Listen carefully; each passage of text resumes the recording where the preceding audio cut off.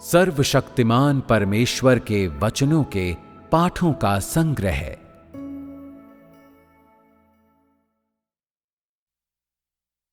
परमेश्वर का कार्य, परमेश्वर का स्वभाव और स्वयं परमेश्वर। तृतीय।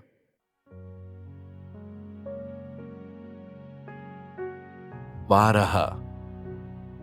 अपने पुनरुत्थान के बाद अपने चेलों के लिए यीशु के वचन। यूहन्ना 20:26 से 29। 8 दिन के बाद उसके चेले फिर घर के भीतर थे और थोमा उनके साथ था और द्वार बंद थे। तब यीशु आया और उनके बीच में खड़े होकर कहा, तुम्हें शांति मिले। तब उसने थोमा से कहा, अपनी उंगली यहां लाकर मेरे हाथों को देख और अपना हाथ लाकर मेरे पंजर में डाल और अविश्वासी नहीं परंतु विश्वासी हो। यह सुन थोमा ने उत्तर दिया, हे मेरे प्रभु, हे मेरे परमेश्वर। यीशु ने उससे कहा, तूने मुझे देखा है, क्या इसलिए विश्वास किया? धन्य वे हैं जिन्होंने बिना देखे विश्वास किया। यूहन्ना 21:16 से 17। उसने फिर दूसरी बार उससे कहा, हे शमौन, यूहन्ना के पुत्र, क्या तू मुझसे प्रेम रखता है? उसने उससे कहा, हां प्रभु, तू जानता है कि मैं तुझसे प्रेम रखता हूं। उसने उससे कहा, भेड़ों को चरा, रखवाली कर।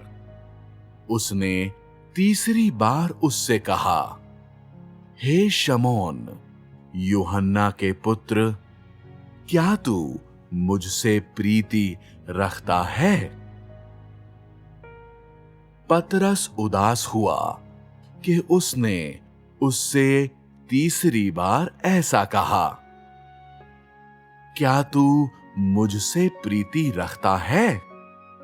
और उससे कहा, हे प्रभु, तू तो सब कुछ जानता है। तू यह जानता है कि मैं तुझसे प्रीति रखता हूं। यीशु ने उससे कहा, मेरी भेड़ों को चरा। ये अंश जिसे फिर से बताते हैं, वे कुछ ऐसी चीजें हैं जिन्हें प्रभु यीशु ने अपने पुनरुत्थान के बाद किया था और अपने चेलों से कहा था। पहले आओ हम पुनरुत्थान से पहले के प्रभु यीशु और उसके बाद के प्रभु यीशु के मध्य किसी भी प्रकार के अंतर पर एक नजर डालें। क्या वह अभी भी पिछले दिनों के प्रभु यीशु के समान ही था? पवित्र शास्त्र में निम्नलिखित पंक्ति है जो पुनरुत्थान के बाद के प्रभु यीशु की चित्रण करती है। और द्वार बंद थे। तब यीशु आया और उनके बीच में खड़े होकर कहा, तुम्हें शांति मिले। यह बिल्कुल स्पष्ट है कि उस समय प्रभु यीशु देह में नहीं था, परंतु एक आध्यात्मिक देह था। यह इसलिए था क्योंकि उसने देह की सीमाओं को पार कर दिया था, और जब द्वार बंद ही थे, फिर भी वह लोगों के बीच में भीतर आ गया और उन्हें अपने आप को दिखाया। यह पुनरुत्थान के बाद के प्रभु यीशु और पुनरुत्थान के पहले के प्रभु यीशु जो देह में रह रहा था, उनके मध्य सबसे बड़ा अंतर है।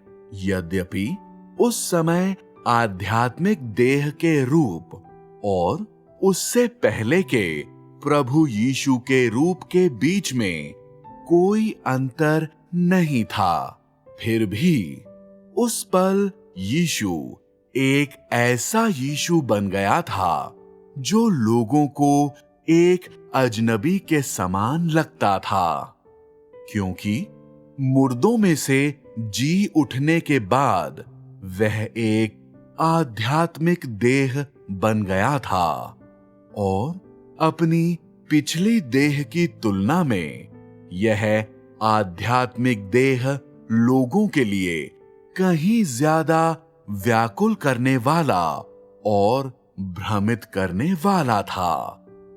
इसने प्रभु यीशु और लोगों के मध्य दूरियों को और अधिक बढ़ाया और लोगों ने अपने हृदयों में महसूस किया कि उस समय प्रभु यीशु कहीं ज्यादा रहस्यमयी बन गया था। लोगों की ऐसी समझ और भावनाओं ने उन्हें अचानक वापस एक ऐसे युग में पहुंचा दिया था जिसमें वे एक ऐसे परमेश्वर पर विश्वास करते थे जिसे देखा और छुआ नहीं जा सकता था। इस प्रकार वह पहली चीज जो प्रभु यीशु ने अपने पुनरुत्थान के बाद की, वह यह था कि उसने अपने अस्तित्व को प्रमाणित करने के लिए और अपने पुनरुत्थान को साबित करने के लिए हरेक को उसे देखने की अनुमति दी। इसके अतिरिक्त उसने लोगों के साथ अपने रिश्ते को फिर से उस तरह सुधारा जैसा उनके साथ था जब वह देह में कार्य कर रहा था, और वह उनका मसीहा था जिसे वे देख और छू सकते थे। इस रीति से एक परिणाम यह हुआ कि लोगों में कोई भी संदेह नहीं था कि प्रभु यीशु को क्रूस पर कीलों से ठोके जाने के बाद उसे मृत्यु से जिलाया गया था, और मानव जाति को छुड़ाने के प्रभु यीशु के कार्य में कोई संदेह नहीं था। और दूसरा परिणाम वह प्रमाणित तथ्य है कि पुनरुत्थान के बाद प्रभु यीशु ने लोगों के सामने अपने आप को प्रकट किया और लोगों को उसे देखने और छूने की अनुमति दी, जिसने अनुग्रह के युग में मानव जाति को दृढ़ता से सुरक्षित किया। इस समय के बाद से प्रभु यीशु की अनुपस्थिति या छोड़कर चले जाने के कारण लोग वापस पिछले युग अर्थात व्यवस्था के युग में नहीं जा सकते थे, लेकिन वे प्रभु यीशु की शिक्षाओं और उस कार्य का अनुसरण करते हुए जो उसने किया था, लगातार आगे बढ़ते जाएंगे। इस प्रकार अनुग्रह के युग के कार्य में औपचारिक रूप से एक नया दौर खुल चुका था और वे लोग जो लंबे समय से व्यवस्था के अधीन थे, उसके बाद औपचारिक रूप से व्यवस्था से बाहर आ गए और एक नए युग में एक नई शुरुआत के साथ प्रवेश किया। पुनरुत्थान के बाद मानव जाति के सामने प्रभु यीशु को दिखाई देने के ये ढेर सारे अर्थ हैं। जबकि वह एक आध्यात्मिक देह था, तो लोग उसे कैसे छू सकते थे और उसे कैसे देख सकते थे? यह मानव जाति के लिए प्रभु यीशु के प्रकटीकरण के महत्व से ताल्लुक रखता है। क्या तुम लोगों ने पवित्र शास्त्र के इन अंशों में किसी चीज पर ध्यान दिया? सामान्यतः आध्यात्मिक देहों को देखा या छुआ नहीं जा सकता है और पुनरुत्थान के बाद जो कार्य प्रभु यीशु ने लिया था वह पूर्ण हो चुका था। तो सैद्धांतिक रीति से उसे उनसे मिलने के लिए लोगों के बीच में अपने मूल रूप में वापस आने की बिल्कुल आवश्यकता नहीं थी। परंतु जब थोमा जैसे लोगों के सामने प्रभु यीशु की आध्यात्मिक देह प्रकट हुई, तो इसने उसके महत्व को और भी ज्यादा दृढ़ कर दिया और इसने लोगों के हृदयों को और गहराई से आर पार कर दिया था। जब वह थोमा के पास आया, उसने संदेह करने वाले थोमा को अपने हाथों को छूने दिया और उससे कहा, अपनी उंगली यहां लाकर मेरे हाथों को देख और अपना हाथ लाकर मेरे पंजर में डाल और अविश्वासी नहीं परंतु विश्वासी हो। ये वचन और ये कार्य वे चीजें नहीं थी जिन्हें प्रभु यीशु केवल अपने पुनरुत्थान के बाद कहना या करना चाहता था, परंतु ये वे चीजें थीं जिन्हें वह क्रूस पर कीलों से ठोके जाने से पहले करना चाहता था। यह प्रकट है कि जब प्रभु यीशु को क्रूस पर कीलों से ठोका भी नहीं गया था, तब से उसके पास थोमा जैसे लोगों की पहले से ही समझ थी। अतः हम इससे क्या देख सकते हैं? पुनरुत्थान के बाद भी वह वही प्रभु यीशु था। उसका सार नहीं बदला था। थोमा के संदेह बस अभी शुरू नहीं हुए थे, परंतु जब से वह प्रभु यीशु का अनुसरण कर रहा था, तब से हर समय उसके साथ थे। परंतु प्रभु यीशु जो मुर्दों में से जी उठा था और आध्यात्मिक संसार से अपने मूल रूप के साथ, अपने मूल स्वभाव के साथ और अपने देह में रहने के अपने समय से मानव जाति की अपनी समझ के साथ वापस आ चुका था। अतः थोमा को उसके पंजर पर हाथ रखने, पुनरुत्थान के बाद न केवल उसे अपनी आध्यात्मिक देह दिखाने, बल्कि अपनी आध्यात्मिक देह के अस्तित्व का स्पर्श और एहसास कराने और पूर्णतः उसके संदेह को हटाने के लिए प्रभु यीशु पहले थोमा को ढूंढने गया था। प्रभु यीशु के क्रूस पर ठोके जाने से पहले थोमा ने हमेशा से संदेह किया था कि वह मसीहा है कि नहीं, और उस पर विश्वास न कर सका था। जो कुछ वह अपनी आंखों से देख सकता था, जो कुछ वह अपने हाथों से छू सकता था, उसके आधार पर ही परमेश्वर के प्रति उसका विश्वास स्थापित हुआ था। इस प्रकार के व्यक्ति के विश्वास के विषय में प्रभु यीशु के पास एक अच्छी समझ थी।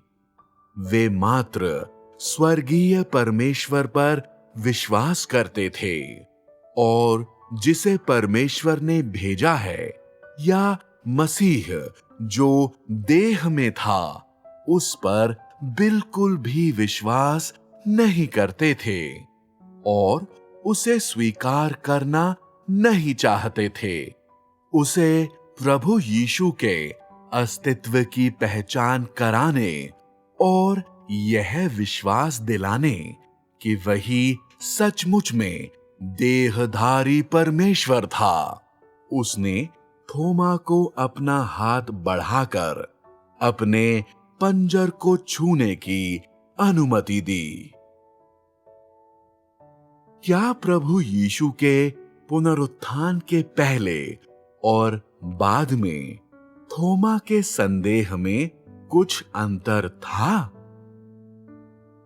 वह हमेशा से संदेह करता था और उसके सामने प्रभु यीशु के आध्यात्मिक देह के व्यक्तिगत रूप से प्रकट होने और उसे अपनी देह में कीलों के निशानों को छूने देने के अलावा कोई उसके संदेहों का समाधान नहीं कर सकता था और कोई उन्हें उससे दूर नहीं कर सकता था।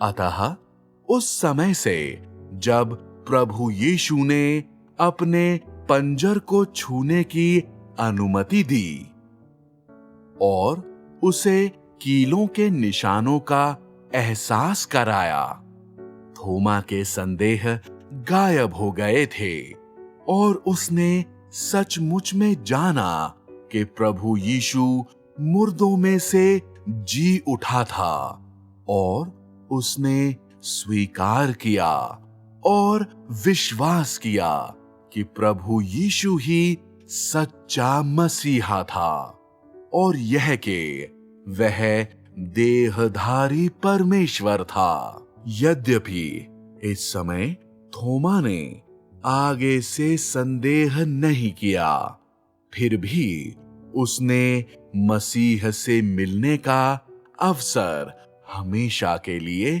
खो दिया था। उसके साथ इकट्ठे होने, उसका अनुसरण करने और उसे जानने का अवसर उसने हमेशा के लिए खो दिया था। प्रभु यीशु के द्वारा उसे सिद्ध बनाए जाने का अवसर उसने खो दिया था। प्रभु यीशु के प्रकटन और उसके वचनों ने उन लोगों के विश्वास पर एक निष्कर्ष और एक आदेश प्रदान किया जो संदेह से भरे हुए थे। उसने संदेह करने वालों को बताने के लिए और उन्हें बताने के लिए जो केवल स्वर्गीय परमेश्वर पर विश्वास करते थे किंतु मसीह पर विश्वास नहीं करते थे, अपने मूल वचनों और कार्यों का उपयोग किया था। परमेश्वर ने उनके विश्वास की भर्त्सना नहीं की, नहीं उसने उसकी तारीफ की जिनका वे अनुसरण करते थे, जो संदेहों से भरा हुआ था। जिस दिन उन्होंने परमेश्वर और मसीह पर पूर्णतः विश्वास किया था, यह वह दिन था जब परमेश्वर ने अपने महान कार्य को पूर्ण किया था। निसंदेह यह वह दिन भी था जब उनके संदेहों ने एक आदेश प्राप्त किया था। मसीह के प्रति उनकी प्रवृत्ति ने उनकी नियति का निर्धारण किया था। उनके ढीठ संदेह का अभिप्राय था कि उनके विश्वास से उन्हें कोई परिणाम प्राप्त नहीं हुआ था, और उनकी कठोरता का अभिप्राय था कि उनकी आशाएं व्यर्थ थीं, क्योंकि स्वर्गीय परमेश्वर पर उनका विश्वास भ्रांतियों में पला बढ़ा था और मसीह के प्रति उनका संदेह वास्तव में परमेश्वर के प्रति उनकी वास्तविक प्रवृत्ति थी। भले ही उन्होंने प्रभु यीशु के देह के कीलों के निशानों को छुआ था, फिर भी उनका विश्वास बेकार ही था और उनके परिणाम को हवा में मुक्केबाजी करने के रूप में दर्शाया जा सकता था। व्यर्थ में जो कुछ प्रभु यीशु ने थोमा से कहा, वह हर एक व्यक्ति को भी साफ साफ कह गया था। पुनरुत्थित प्रभु यीशु ही वह प्रभु यीशु है जिसने प्रारंभिक रूप से 33.5 साल मानव जाति के मध्य काम करते हुए बिताए थे। यद्यपि उसे क्रूस पर कीलों से ठोक दिया गया था और उसने मृत्यु की तराई का अनुभव किया था और उसने पुनरुत्थान का अनुभव किया था, फिर भी उसके हर एक पहलू में कोई बदलाव नहीं हुआ था। यद्यपि अब भी उसके शरीर में कीलों के निशान थे और यद्यपि वह पुनरुत्थित हो चुका था और कब्र से बाहर आ गया था, फिर भी उसका स्वभाव मानव जाति की उसकी समझ और मानव जाति के प्रति उसकी इच्छा थोड़ी सी भी नहीं बदली थी। साथ ही वह लोगों से कह रहा था कि वह क्रूस से नीचे आ गया था। उसने पाप पर विजय पाई थी, कठिनाइयों पर विजय पाई थी और मृत्यु पर विजय पाई थी। कीलों के निशान शैतान पर उसके विजय के बस प्रमाण थे, जो पूरे मानव जाति को सफलतापूर्वक छुड़ाने के लिए एक पाप बलि का प्रमाण दे रहे थे। वह लोगों से कह रहा था कि उसने पहले से ही उनके पापों को ले लिया है और उसके छुटकारे का कार्य पूर्ण कर लिया है। जब वह अपने चेलों को देखने वापस आया, उसने अपनी उपस्थिति से उनसे कहा, मैं अभी जीवित हूं, मैं अभी भी अस्तित्व में हूं। आज मैं सचमुच में तुम लोगों के सामने खड़ा हूं, ताकि तुम लोग मुझे देख और छू सको।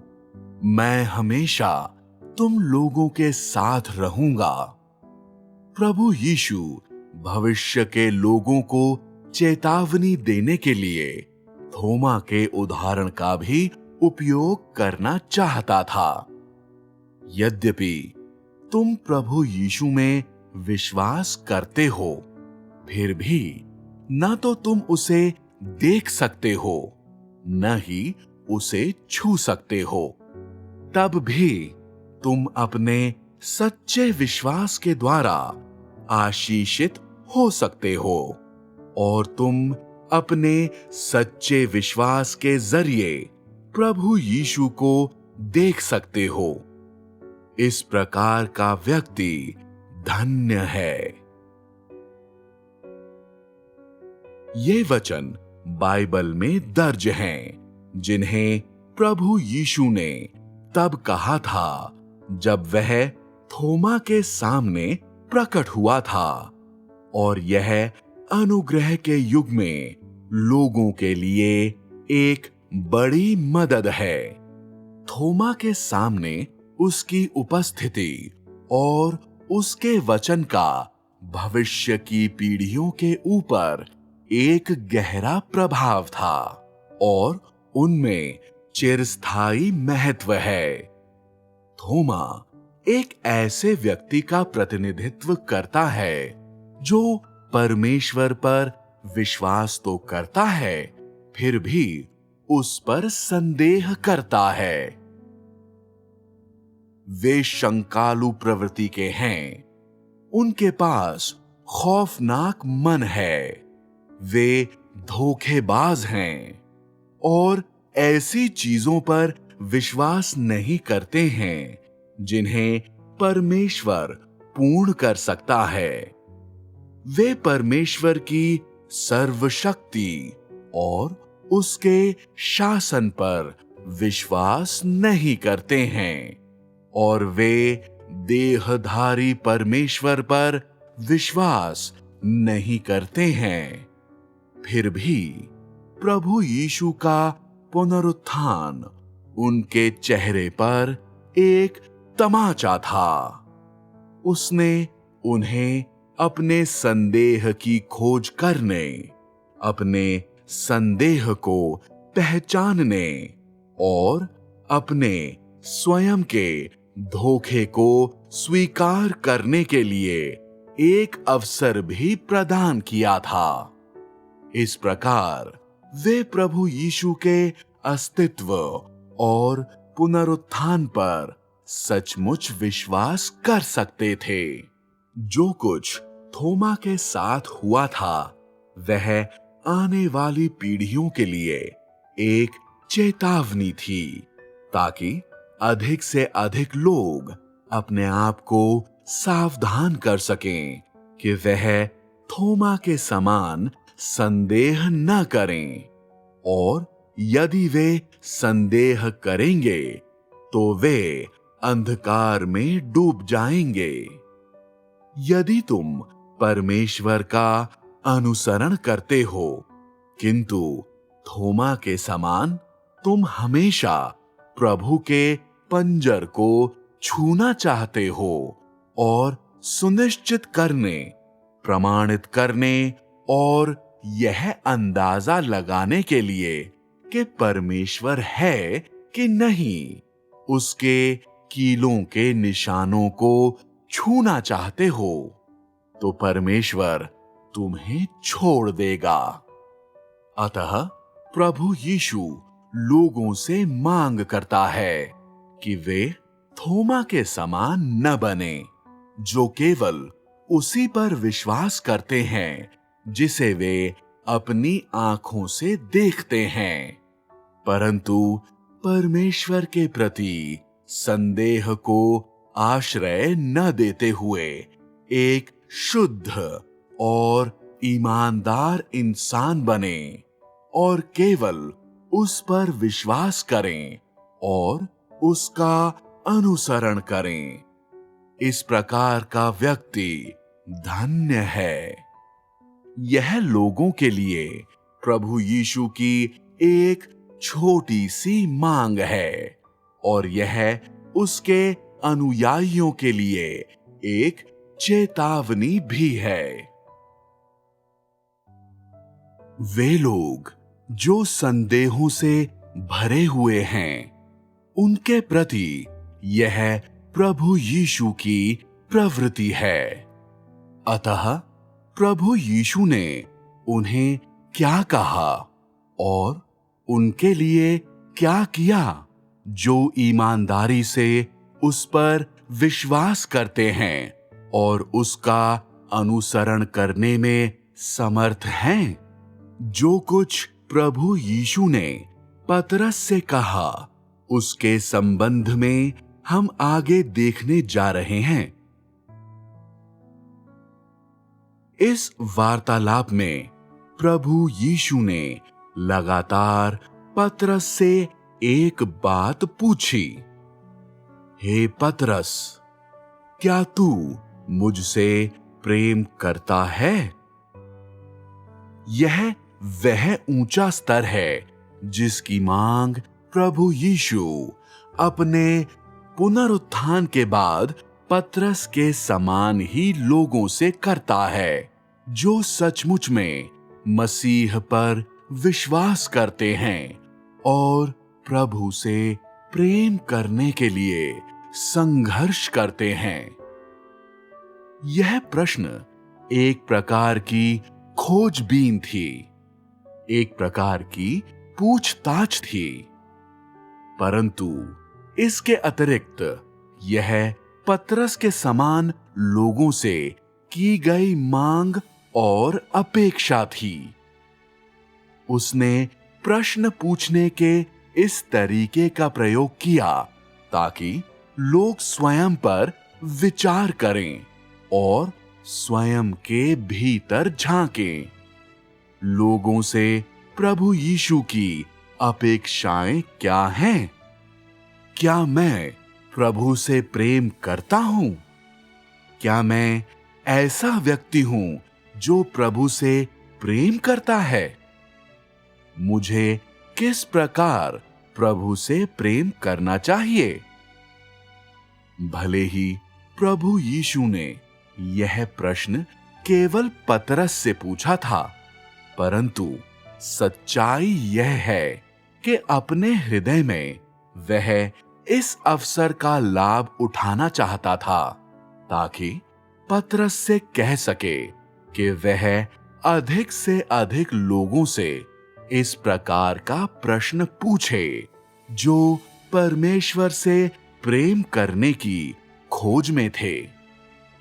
यह सिर्फ पतरस ही है जो इस प्रकार के व्यक्ति के प्रतिनिधि के रूप में कार्य करने और स्वयं प्रभु यीशु के मुंह से प्रश्न को प्राप्त करने के लिए आशीषित था। तुलना कीजिए, अपनी उंगली यहां लाकर मेरे हाथों को देख और अपना हाथ लगाकर मेरे पंजर में डाल और अविश्वासी नहीं परंतु विश्वासी हो। जिसे प्रभु यीशु ने अपने पुनरुत्थान के बाद थोमा से कहा था। उसने पतरस से 3 बार प्रश्न पूछा था। हे शमौन, यूहन्ना के पुत्र, क्या तू मुझसे प्रेम रखता है? इसने लोगों को अनुमति दी कि वे प्रभु यीशु की प्रवृत्ति की कड़ाई और उस तीव्र इच्छा का भली भांति एहसास करें जो उसने प्रश्न पूछने के समय महसूस किया था। जहां तक संदेह करने वाले थोमा और उसके मक्कार और धोखेबाज स्वभाव की बात है, प्रभु यीशु ने उसे अनुमति दी कि वह अपना हाथ बढ़ाए और उसके कीलों के निशान को छुए, जिसने उसे विश्वास दिलाया कि प्रभु यीशु ही पुनरुत्थित मनुष्य का पुत्र है और उसने मसीह के रूप में प्रभु यीशु की पहचान को स्वीकार किया और यद्यपि प्रभु यीशु ने थोमा को सख्ती से नहीं डांटा था, न ही उसने मौखिक रूप से उस पर साफ साफ दंड की आज्ञा दी थी, परंतु जब वह उस प्रकार के व्यक्ति के प्रति अपनी मनोवृत्ति और दृढ़ता को प्रदर्शित कर रहा था, तो उसने जाहिर किया कि वह उसे व्यावहारिक कार्यों के द्वारा समझ चुका था। इस प्रकार के व्यक्ति से प्रभु यीशु की मांगों और अपेक्षाओं को जो कुछ उसने कहा था उसके आधार पर देखा नहीं जा सकता है, क्योंकि थोमा जैसे लोगों के पास सामान्यतः सच्चे विश्वास की डोर नहीं होती है। उनके लिए प्रभु यीशु की मांगें बस यही थीं, लेकिन वह मनोवृत्तियां जो उसने पतरस जैसे लोगों के लिए प्रकट किया था, वह बिल्कुल भिन्न था। उसने यह मांग नहीं की थी कि पतरस अपना हाथ बढ़ाए और उसके कीलों के निशानों को छुए, न ही उसने पतरस से कहा, अविश्वासी नहीं परंतु विश्वासी हो। उसके बजाय उसने लगातार उससे वही प्रश्न पूछा। यह विचारों को उकसाने वाला एवं अर्थपूर्ण प्रश्न था, जो कोई मदद नहीं कर सकता था, किंतु मसीह के प्रत्येक अनुयायी को दुखी और भयभीत करता है, लेकिन साथ ही प्रभु यीशु की चिंता एवं दुखित स्वभाव का भी एहसास कराता है। और जब वे बड़े दर्द और कष्ट में होते हैं, तब वे प्रभु यीशु की चिंता और उसकी देखरेख को और अधिक अच्छे से समझ पाते हैं। वे शुद्ध और ईमानदार लोगों के लिए उसकी सच्ची शिक्षाओं और कठिन मांगों को समझते हैं। प्रभु यीशु का प्रश्न लोगों को यह एहसास कराता है कि लोगों से प्रभु की मांगें इन सामान्य वचनों में प्रकट हैं, जो मात्र उनमें विश्वास करने और उसका अनुसरण करने के लिए नहीं है, लेकिन प्रेम को पाने, अपने प्रभु से प्रेम करने और अपने परमेश्वर से प्रेम करने के लिए है। इस प्रकार का प्रेम देखरेख करने वाला और आज्ञाकारी है। यह मनुष्यों के लिए परमेश्वर के लिए जीना, परमेश्वर के लिए मरना, परमेश्वर को सब कुछ समर्पित करना है और परमेश्वर के लिए सब कुछ को खर्च करना एवं उसके लिए सब कुछ दे देना है। इस प्रकार का प्रेम परमेश्वर को सुख देना, गवाही पर उसे आनंदित होने देना और उसे विश्राम से रहने देना भी है। उनका उत्तरदायित्व, आभार और कर्तव्य है, जो मानव जाति की तरफ से परमेश्वर को किया गया पुनः भुगतान है, और यह एक मार्ग है जिसका अनुसरण मानव जाति को जीवन भर करना चाहिए। ये तीनों प्रश्न एक मांग और प्रोत्साहन थे, जिन्हें प्रभु यीशु ने पतरस और उन सभी लोगों से किया था जिन्हें सिद्ध बनाया जाएगा। ये वो 3 प्रश्न थे जिन्होंने पतरस को जीवन में अपने मार्ग को पूर्ण करने के लिए अगुवाई और प्रेरणा दी, और प्रभु यीशु के जाने के बाद भी ये वे प्रश्न थे जिन्होंने सिद्ध बनने की उसकी यात्रा को शुरू करने में पतरस की अगुवाई की, जिन्होंने प्रभु के प्रति उसके प्रेम के कारण उसकी अगुवाई की कि वे प्रभु के हृदय का ख्याल रखें, प्रभु की आज्ञाओं का पालन करें, प्रभु को सुख दें और इस प्रेम के कारण अपने संपूर्ण जीवन और अपने संपूर्ण अस्तित्व को भेंट चढ़ा दें। अनुग्रह के युग के दौरान परमेश्वर का कार्य प्राथमिक रूप से दो प्रकार के लोगों के लिए था। पहला उस प्रकार के लोगों के लिए था जो उस पर विश्वास करते थे और उसका अनुसरण करते थे, जो उसकी आज्ञाओं को मान सकते थे, जो क्रूस को उठा सकते थे और अनुग्रह के युग के मार्ग को थामे रह सकते थे। इस प्रकार का व्यक्ति परमेश्वर की आशीषों को प्राप्त करेगा और परमेश्वर के अनुग्रह का आनंद उठाएगा। दूसरे प्रकार का व्यक्ति पतरस के समान है, एक ऐसा व्यक्ति जिसे सिद्ध बनाया जाएगा। अतः पुनरुत्थान के बाद प्रभु यीशु ने पहले इन दो अर्थपूर्ण चीजों को पूरा किया था, एक थोमा के साथ और दूसरा पतरस के साथ। ये दोनों चीजें किसे दर्शाती हैं? क्या ये मानव जाति को बचाने के लिए परमेश्वर के सच्चे इरादों को दर्शाते हैं? क्या ये मानव जाति के प्रति परमेश्वर की निष्कपटता को दर्शाते हैं?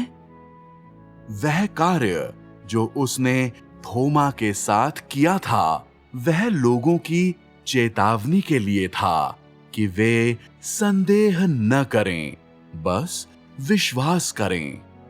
वह कार्य जो उसने पतरस के साथ किया था, वह पतरस जैसे लोगों के विश्वास को बलवंत करने और इस प्रकार के लोगों से स्पष्ट अपेक्षा करने और यह दिखाने के लिए था कि उन्हें किन उद्देश्यों का अनुसरण करना चाहिए। प्रभु यीशु के पुनरुत्थित होने के बाद वह उन लोगों के सामने प्रकट हुआ जिन्हें वह जरूरी समझता था और उनसे बातें की, उनसे आकांक्षाएं की और लोगों के लिए अपनी इच्छाओं और अपनी अपेक्षाओं को छोड़कर चला गया। ऐसा कहना होगा कि देहधारी परमेश्वर के रूप में इससे फर्क नहीं पड़ता है कि यह उसके देह में रहने के समय के दौरान था या क्रूस पर ठोके जाने और मुर्दों में से जी उठने के बाद अपनी आध्यात्मिक देह में रहने के समय था। मानव जाति के लिए उसकी चिंता और लोगों से उसकी आकांक्षाएं नहीं बदली थीं। क्रूस के ऊपर चढ़ाए जाने से पहले वह इन चेलों को लेकर चिंतित था। वह अपने हृदय में प्रत्येक व्यक्ति की अवस्था को लेकर स्पष्ट था। उसने प्रत्येक व्यक्ति की कमी को समझा और वास्तव में उसकी मृत्यु एवं पुनरुत्थान के बाद भी प्रत्येक मनुष्य के प्रति उसकी समझ वही थी और जैसा पहले वह शरीर में था उसके समान वह एक आध्यात्मिक देह बन गया। वह जानता था कि लोग मसीह के रूप में उसकी पहचान को लेकर पूर्णतः निश्चित नहीं थे, परंतु देह में रहने के दौरान उसने लोगों से कठोर अपेक्षाएं नहीं की, परंतु पुनरुत्थित हो जाने के बाद प्रभु यीशु उनके सामने प्रकट हुआ और उसने उन्हें पूर्णतः निश्चित कराया कि प्रभु यीशु परमेश्वर से आया है, यह कि वह देहधारी परमेश्वर है और उसने मानव जाति के द्वारा जीवन भर अनुसरण करने हेतु सबसे बड़े दर्शन और अभिप्रेरणा के रूप में अपने प्रकटन और अपने पुनरुत्थान के तथ्य का उपयोग किया। मृत्यु से उसके पुनरुत्थान ने न केवल उन सबों को मजबूत किया जिन्होंने उसका अनुसरण किया था, बल्कि अनुग्रह के युग के उसके कार्य को पूर्णतः मानव जाति के मध्य प्रभावशील कर दिया था। और इस तरह प्रभु यीशु के उद्धार का सुसमाचार अनुग्रह के युग में धीरे धीरे मानवता के हर छोर तक पहुंच गया। क्या तुम कहोगे कि पुनरुत्थान के बाद प्रभु यीशु के प्रकटीकरण का कोई महत्व था? उस समय यदि तुम थोमा या पतरस होते और तुमने अपने जीवन में इस एक चीज का सामना किया होता जो इतना अर्थपूर्ण था, तो इसका तुम्हारे ऊपर किस प्रकार का प्रभाव पड़ता? क्या तुम परमेश्वर पर विश्वास करने के लिए इसे अपने जीवन के सबसे बेहतरीन और सबसे बड़े दर्शन के रूप में देखोगे? क्या तुम इसे परमेश्वर का अनुसरण करने के लिए एक प्रेरक शक्ति के रूप में देखोगे? उसे संतुष्ट करने के लिए संघर्ष करोगे और अपने जीवन में उसके प्रेम का अनुसरण करोगे? सभी दर्शनों में से सबसे बड़े दर्शन को फैलाने के लिए क्या तुम जीवन भर का प्रयास करोगे? क्या तुम प्रभु यीशु के उद्धार के सुसमाचार को फैलाने की आज्ञा को परमेश्वर से प्राप्त एक महान आदेश के रूप में लोगे? भले ही तुम लोगों ने इसका अनुभव नहीं किया है, फिर भी आधुनिक लोगों के लिए परमेश्वर की इच्छा और परमेश्वर को स्पष्ट रीति से समझने के लिए थोमा और पतरस के दो मामले काफी हैं। ऐसा कहा जा सकता है कि परमेश्वर के देहधारी होने के बाद उसके द्वारा मानव जाति के मध्य जीवन और एक मानवीय जीवन का व्यक्तिगत रीति से अनुभव करने के बाद और उसके द्वारा मानव जाति की भ्रष्टता और मानवीय जीवन को देखने के बाद देहधारी परमेश्वर ने मानव जाति की असहायता, उदासी और दयनीयता का गहरा एहसास किया था।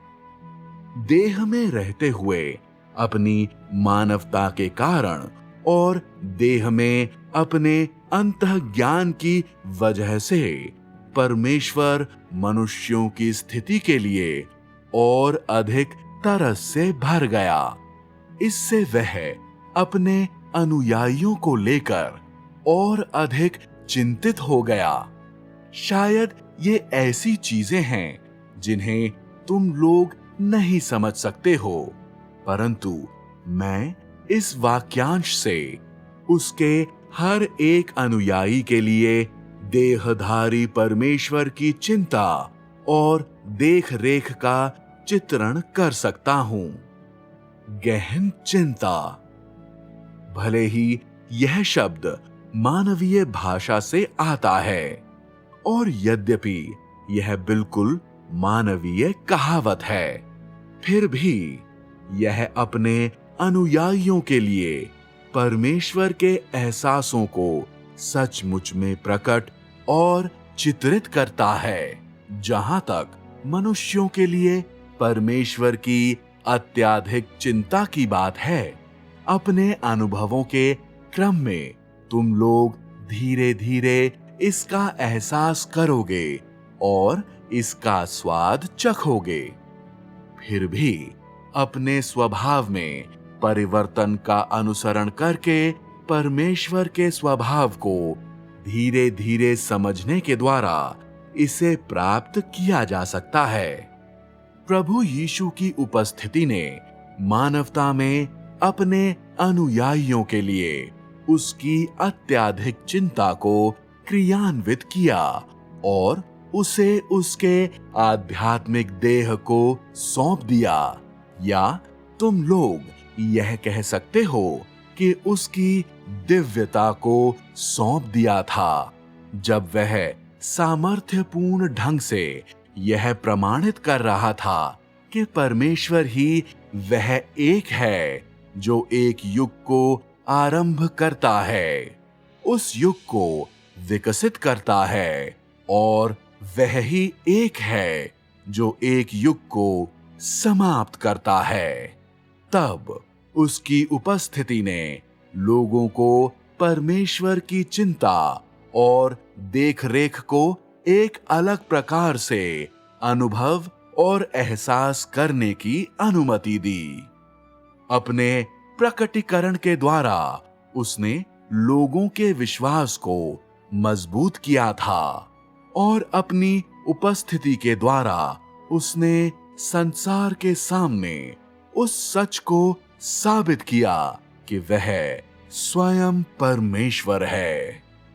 उसने अपने अनुयायियों को अनंत दृढ़ता प्रदान की और साथ ही अपने प्रकटीकरण के जरिए उसने एक नए युग में अपने कार्य के एक दौर की शुरुआत की।